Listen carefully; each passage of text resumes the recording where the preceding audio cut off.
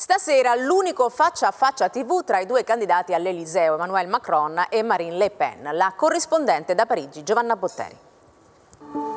Ultimi ritocchi allo studio che stasera alle 21 ospiterà il dibattito attesissimo fra il presidente uscente Emmanuel Macron e la sfidante Marine Le Pen.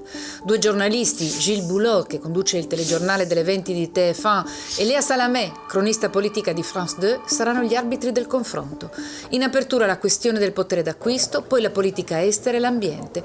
I temi sono estratti a sorte perché non si è trovato l'accordo tra gli staff dei due candidati. 5 anni fa fu Macron a uscire meglio dal dibattito, ipotecando la sua vittoria finale. Anche per questo Marine Le Pen ha arrestato la sua campagna elettorale per chiudersi in casa e preparare il confronto. Punterà sui temi sociali, il rialzo dei prezzi che scatenarono 3 anni fa la rabbia dei Gilets jaunes, portando ai minimi storici la popolarità di Macron. Il presidente punterà invece sulla politica estera, visto che il legame con Putin e il Cremlino rappresenta il tallone d'Achille della candidata del Rassemblement National, ma anche sulla questione ambientale, dove le visioni sono agli antipodi. Sarà il duello del meno peggio, commenta cinicamente Le Figaro.